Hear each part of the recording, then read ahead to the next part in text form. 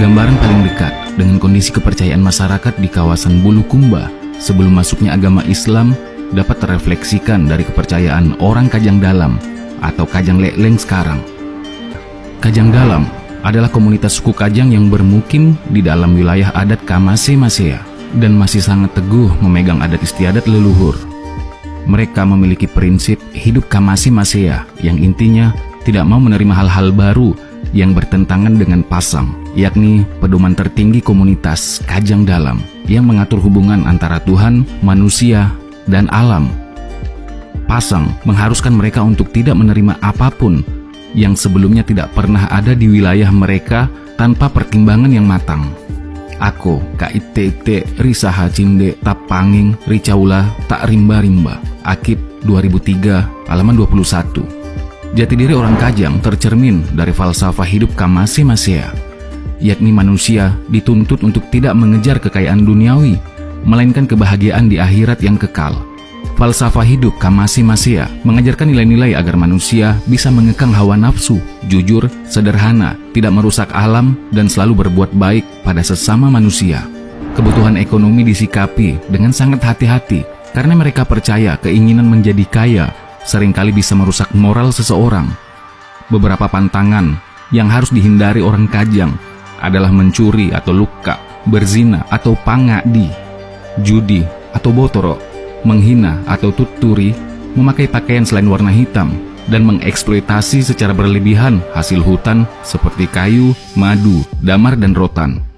Bagi suku Kajang, Amma Toa adalah bapak mereka. Amma atau bapak yang memiliki peranan besar untuk mengatur segala hal yang bersifat rohani atau supranatural. Dalam menjalankan tugas sehari-hari, Amma Toa dibantu oleh 26 pemangku adat yang memiliki tugas tertentu, yakni Karaeng Tolu, Galak Lima, Lima Tanah Loheat, dan pemangku adat lain. Kedudukan Amma Toa berlaku seumur hidup. Bila Amma Toa meninggal dunia, tidak otomatis digantikan oleh anaknya, melainkan oleh orang yang terpilih. Orang yang bisa dipilih menjadi Amma Toa hanya mereka yang berasal dari keturunan Tukan Torang, Tawanang, atau Taulima, dengan syarat-syarat. Yang pertama, memahami sejarah Kajang dan amanat-amanat yang diberikan oleh Turi Arakna atau Tuhan. Yang kedua adalah harus jujur, adil, dan tidak boleh berbuat kesalahan selama hidup di dunia. Serta yang terakhir, pasem sejak manusia ada. Orang Kajang memandang Amma Toa sebagai manusia suci. Walaupun Amma Toa sudah meninggal dunia, namun orang Kajang yakin ia hadir di sekitar mereka. Arwah Amma Toa hanya berlindung atau alingrung dalam hutan dan akan muncul kembali ketika kiamat tiba. Amma Toa yang meninggal dunia baru dicarikan penggantinya setelah 3 tahun. Sebelum ada pengganti, pejabat sementara Amma Toa berasal dari keturunannya yang menjabat sampai ada pejabat yang terpilih. Dalam sejarahnya, suku Kajang telah mengalami suksesi kepemimpinan Amma Toa sebanyak 13 kali. Jika Amma Toa adalah bapak suku Kajang, ibu bagi suku Kajang bergelar Anrong. Meskipun demikian, Anrong bukanlah istri Amma Toa. Ada 2 orang Anrong dalam komunitas Kajang, yakni Anrong kanan dan Anrong kiri. Tugas Anrong yang utama adalah menemani Amma Toa saat upacara adat besar dan menentukan Amma Toa baru sepeninggal Amma Toa lama. Anrong tidak dipilih langsung oleh masyarakat, melainkan dipilih oleh Amma Toa. Jika Anrong meninggal dunia, maka Amma Toa akan melantik Anrong baru, yang biasanya merupakan anak perempuan Anrong yang meninggal. Jadi, jabatan Anrong diperoleh secara keturunan, tetapi tetap dipilih orang yang benar-benar mengerti adat Kajang atau Amma Toa. Walaupun kedudukan Anrong diperoleh secara keturunan, tetapi penentuan Anrong menjadi wewenang Amma Toa. Seorang Anrong dipilih dari perempuan yang dipandang Amma Toa pintar dan memahami adat istiadat Kajang. Anrong memiliki tugas pokok menemani dan melipatkan sirih Amma Toa saat upacara adat besar. Tempat duduk Anrong kanan berada di sebelah kanan Amma Toa, sementara Anrong kiri duduk di sebelah kiri Amma Toa. Kesederhanaan menjadi salah satu ciri jati diri yang menonjol pada kehidupan sehari-hari suku Kajang.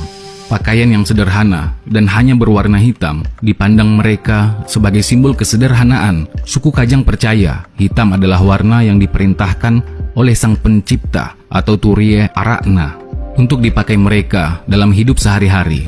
Walaupun baru, namun warna hitam tetap kelihatan seperti sudah lama dipakai. Selain warna hitam, warna putih masih diperkenankan dipakai, tetapi hanya sebagai celana pendek. Bentuk rumah dan perabot rumah tangga komunitas Kajang Dalam hampir serupa di setiap keluarga. Hal ini mencerminkan nilai-nilai kebersamaan dan sikap yang menolak teknologi atau hal-hal baru yang dirasa bisa merusak jati diri mereka untuk tetap sederhana. Pada malam hari, mereka membuat penerangan dari obor atau pelita. Sampai sekarang, jaringan listrik belum diperkenankan masuk ke wilayah mereka. Bahkan kendaraan bermotor dan setiap hal yang digerakkan oleh mesin dilarang memasuki kawasan adat Kajang Dalam. Mobilitas orang Kajang Dalam dilakukan dengan berjalan kaki atau telanjang kaki. Alat transportasi terbatas pada penggunaan kuda sebagai pembawa beban atau hasil-hasil pertanian. Jika tidak memiliki kuda, beban atau barang biasanya dijunjung di atas kepala atau disungi. Jika beban yang dibawa melebihi 40 kg, agar tidak menimbulkan rasa sakit, maka di atas kepala dihiasi laka atau kain pelapis kepala. Orang Kajang sangat percaya adanya kehidupan lain sesudah kematian. Kehidupan yang mereka kejar bukanlah kemewahan duniawi, melainkan kehidupan akhirat yang kekal. Untuk itu, mereka senantiasa mempersiapkan diri sebaik-baiknya untuk menyongsong kehidupan di akhirat. Sopan, rendah diri, sabar, menghargai sesama, menolong orang yang membutuhkan, dan taat pada peraturan merupakan bekal untuk kehidupan akhirat. Akib 2003 halaman 44. Bagi orang Kajang, berbuat kebajikan terhadap sesama adalah juga ibadah yang harus selalu diterapkan dalam kehidupan sehari-hari. Berbuat baik bagi mereka dapat dilakukan dengan cara tidak mengganggu kepercayaan orang lain, tidak berdusta, berjudi, menipu, dan mencuri. Orang Kajang menyebut Tuhan Yang Maha Esa sebagai Turiya Arakna, yang diyakini sebagai sang pencipta dan penguasa kehidupan. Mereka juga mempercayai adanya roh yang mendiami tempat-tempat tertentu, misalnya hutan keramat. Mereka percaya adanya roh baik yang harus didekati karena mendatangkan berkah, dan roh jahat yang harus dihindari karena bisa mendatangkan bencana.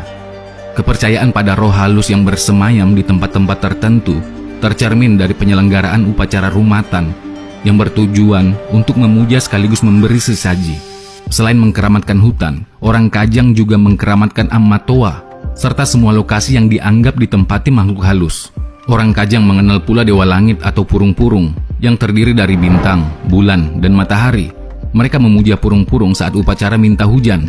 Dewa Bumi yang disebut Sihauna Butta atau seperti malaikat, pantang mereka lafalkan langsung, karena takut tanaman tidak tumbuh subur.